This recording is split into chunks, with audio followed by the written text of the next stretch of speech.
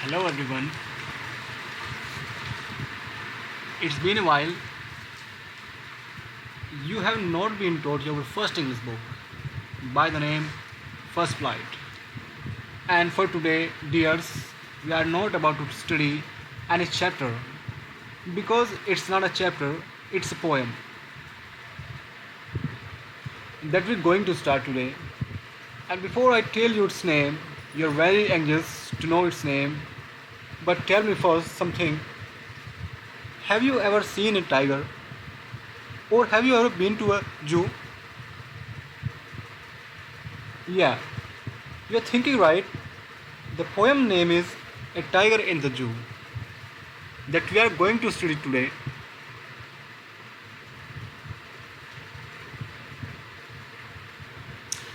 और इसके पोएट हैं जॉर्ज लेस्ली नॉरिस। जी हाँ, जॉर्ज लेस्ली नॉरिस ये एक ब्रिटिश शॉर्ट स्टोरी राइटर थे और एक पोएट भी थे। और इन्होंने इस पोएम में, जिसका नाम है ए टाइगर इन द जू,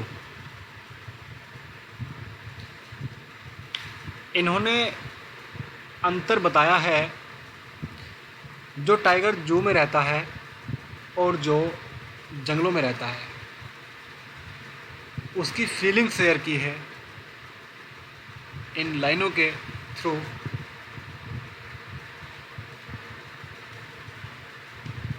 और अब हम शॉर्ट डिस्क्रिप्शन पे नज़र मारते हैं जो पोएम के ऊपर लिखा है।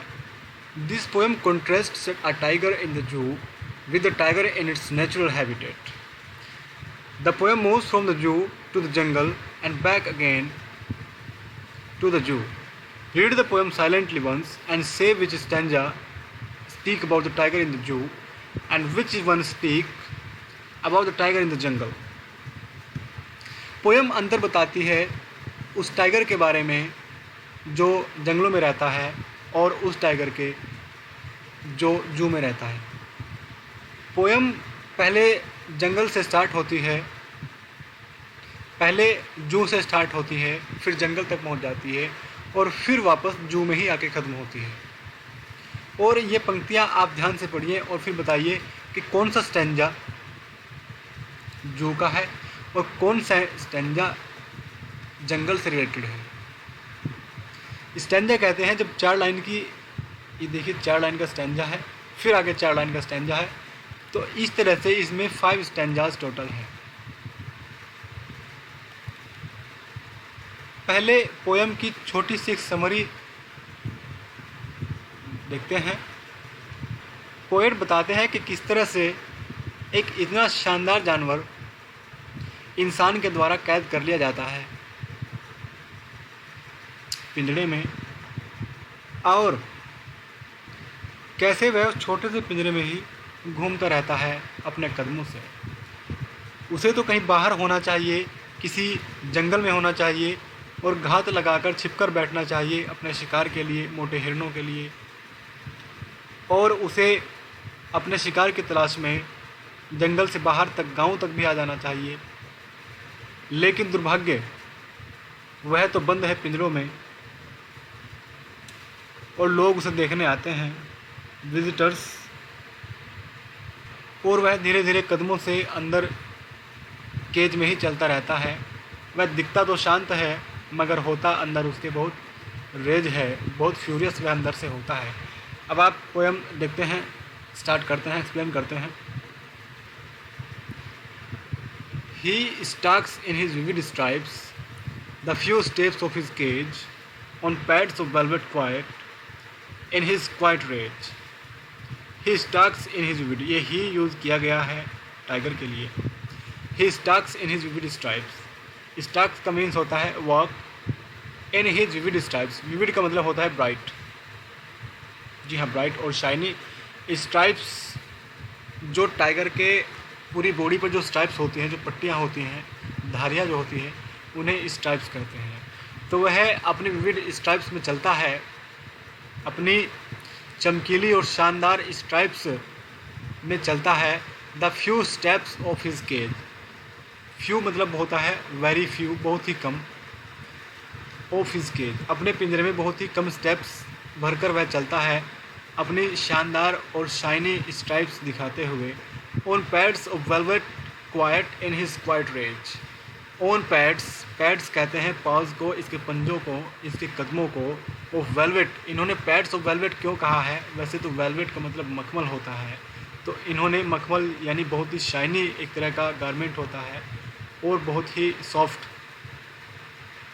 तो ये बताते हैं कि उसके मखमल के पैर, मखमल के पैर से मतलब है कि बहुत ही मुलायम उसके, आपने टाइगर अगर देखा हो तो उसके नीचे के जो पैर होते हैं बहुत ही गुद्दीदार होते हैं, बिल्कुल भी जब वह चलता है आवाज़ नहीं करते हैं।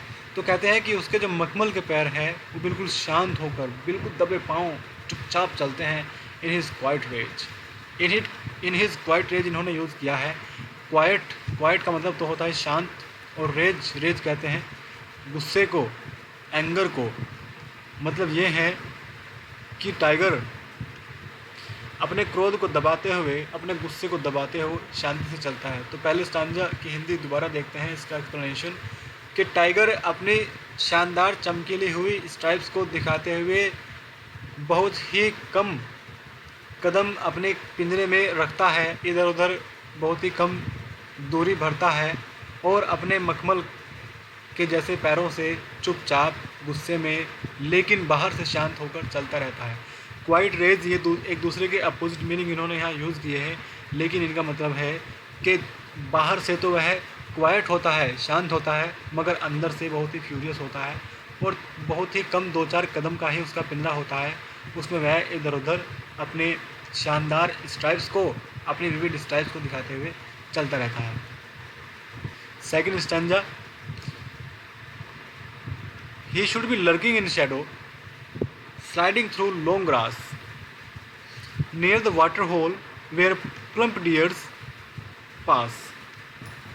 अब पोएम को कहाँ ले जाते हैं? जंगल में ले जाते हैं। जंगल में अब एक्सप्लेन करते हैं टाइगर को, और देखो क्या कहते हैं, he should be lurking in shadow. उसे तो लर्किंग करना चाहिए शेडो में। लर्किंग का मतलब होता है छिपकर बैठना, अपने आप को छिपाकर बैठना। He should be lurking in shadow sliding through long grass, के लंबे लंबे जो घास है, यानी घने जंगल का इन्होंने एक्सप्लेनेशन दिया है कि घने जंगल में उसे तो छिपकर बैठना चाहिए। और स्लाइडिंग थ्रू यानी कीप आउट फ्रॉम, यानी बाहर निकल कर आना चाहिए, एकदम से बाहर निकल कर आना चाहिए, कम आउट फ्रॉम होना चाहिए। ये कहते हैं कि टाइगर को शैडो में छिपकर बैठना चाहिए, घने जंगल में छिपकर बैठना चाहिए, और उस घने जंगल से एकदम से निकलकर आना चाहिए। कब? जब नियर द वाटर होल, जब वाटर होल के पास। वाटर होल किसे कहते हैं?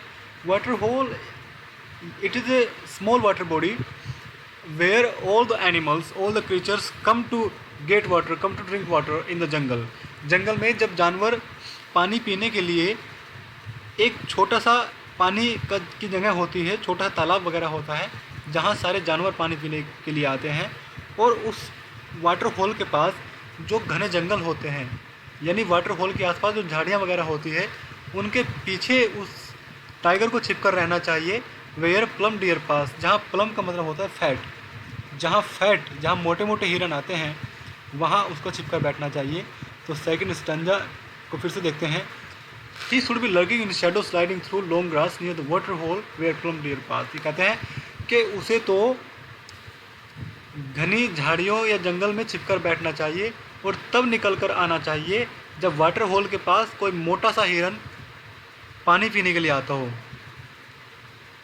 यानी जब हिरन पानी पीने के लिए आता है और टाइगर उस पर एकदम से आकर अटैक करता है। आपने डिस्कवरी या फिर कहीं और या किसी बुक वगैरह में देखा हो या पढ़ा हो कि टाइगर ऐसा करते हैं कि छिपकर बैठ जाते हैं। टाइगर क्या, सारे ही जानवर जो एक दूसरे को खाते हैं, बिल्ली तो देखी होगी, चूहे को जब खाती है तो छिपकर बैठ जाती है। चूहा आता है एकदम से पकड़ लेते हैं।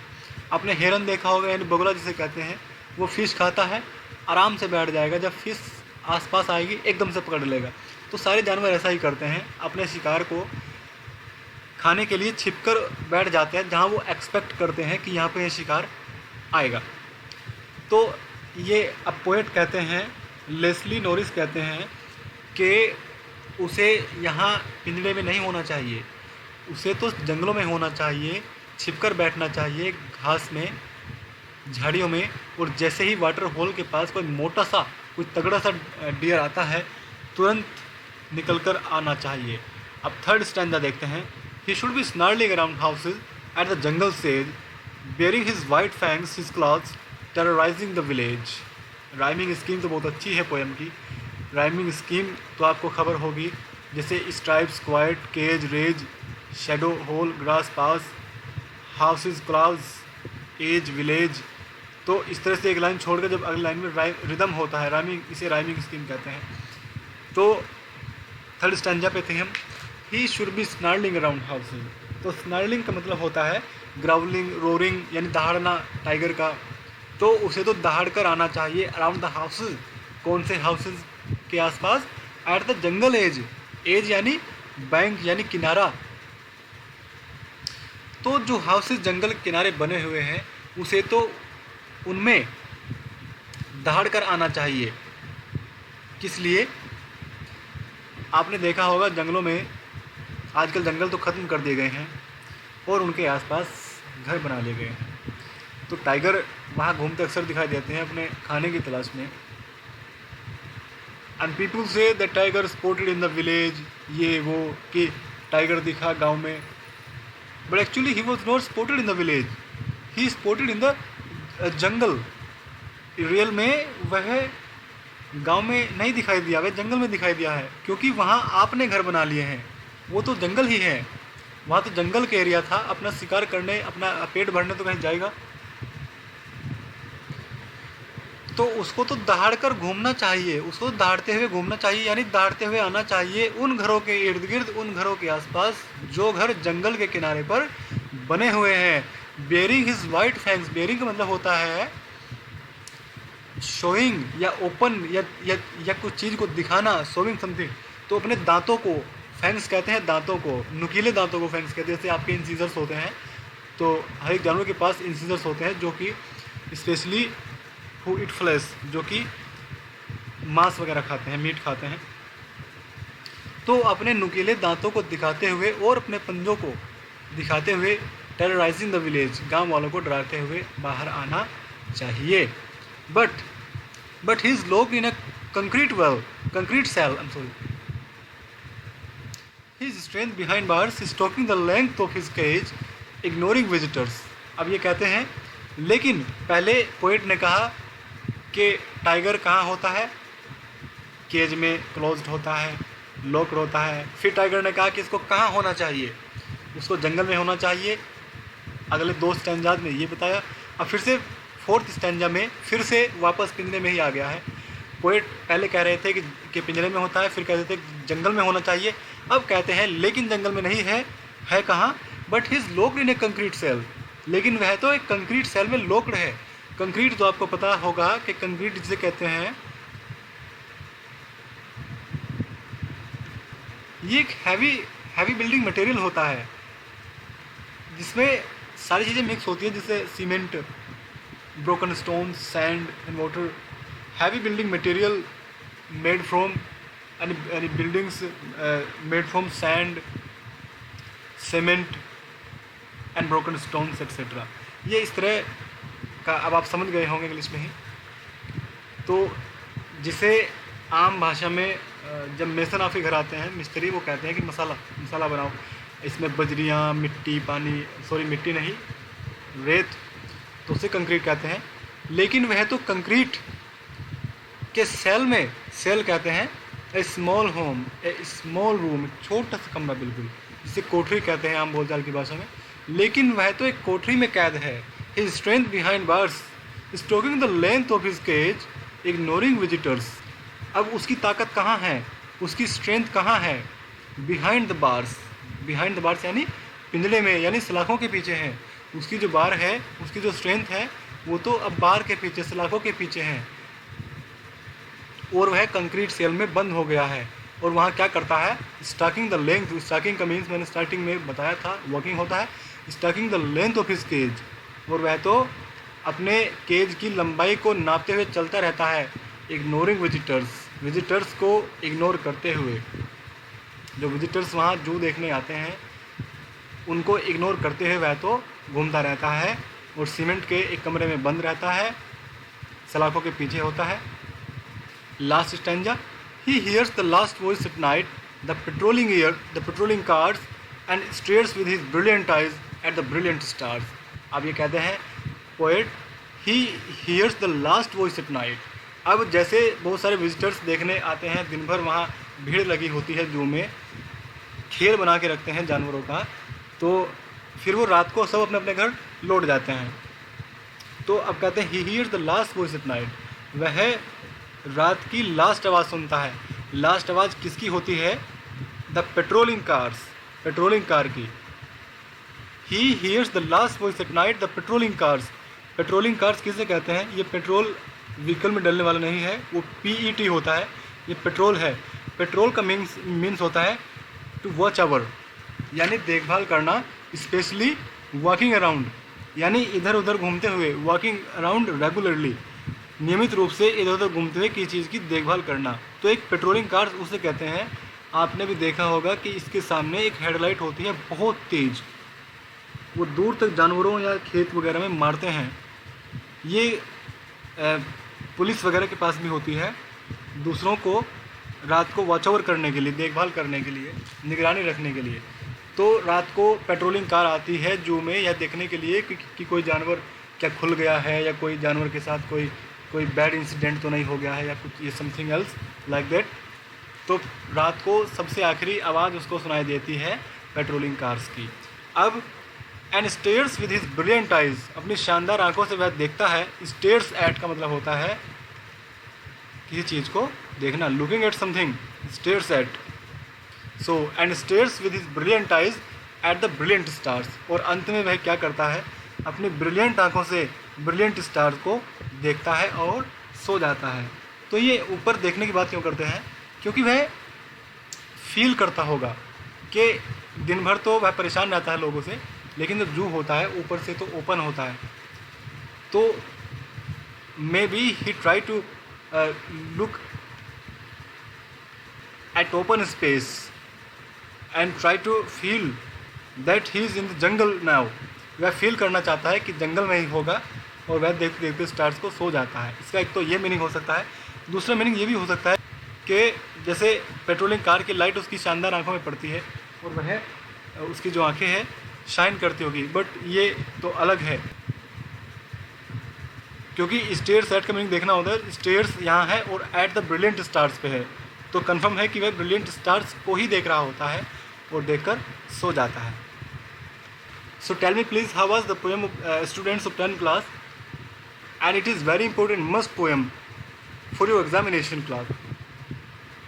और आप जो पोएट है उसका फुल नेम यहाँ पे तो लिखा है लेस्ली नॉरिस, लेकिन आपको इसका फुल नेम ही याद रखना है, जॉर्ज लेस्ली नॉरिस। जब आप इस तरह एग्ज़ाम में लिख कर आएंगे तो एग्जामिनर की जब नज़र पड़ेगी उस पर तो एक अलग ही इम्प्रेशन पड़ता है कि हाँ भाई नॉलेज है बच्चों को, जो इनका फुल नेम भी नहीं ये जानते हैं, जबकि बुक में भी नहीं लिखा हुआ है। दूसरी बात, इस पोएम में से क्वेश्चन एग्ज़ाम में ज़रूर आता है, आपको ज़रूर क्वेश्चन मिलेगा, एक या दो क्वेश्चन तो पक्का मिल जाएंगे, या एक्सप्लेन करने को भी आ जाती हैं ये पोएम। तो इसको ध्यान से आपको पढ़ना है और घर पर भी इसकी प्रिपरेशन करनी है और इसे एक्सप्लेन करना है अपने जो आपके एक्वाइंटेंसेस है, योर फ्रेंड्स हैं, उन सभी के सामने, परिचित और मित्रों के सामने इसे एक्सप्लेन करेंगे। और एट लास्ट आपको कमेंट सेक्शन में प्लीज़ बताना है कि जू होने चाहिए या नहीं, क्योंकि वहाँ तो एक ऐसी जेल होती है जू बेटा जहाँ पे जानवरों को रखा जाता है बिना कुछ जुर्म किए। क्या जानवरों ने कोई जुर्म किया है फिर भी उन्हें बंद रखा जाता है। ये पोएम ऐसी है, किसी ने बताया है कि उसका जो नेचर है टाइगर का, वो पिंजरे में बंद होने का नहीं है, वो बाहर घूमने का है। अभी आप फील कर सकते हैं जब पिछले कुछ महीनों पहले लॉकडाउन कर दिया गया था ऑल इंडिया में, बल्कि ऑल ओवर वर्ल्ड में, तो आप घर से भी बाहर नहीं निकलते थे। आपको वही, आपके साथ पुलिस वही करती थी जो एक जानवर जब गड़बड़ करता है उसके साथ में वो वहाँ के जो अथॉरिटीज़ होते हैं जो कि वो करते हैं। तो अब आप बताइए आपको कैसा लग रहा था। तो वैसा ही बिल्कुल एनिमल्स को लगता होगा जू में। तो आप कमेंट सेक्शन में प्लीज़ बताइए कि जू होने चाहिए या नहीं। Thank you and take care.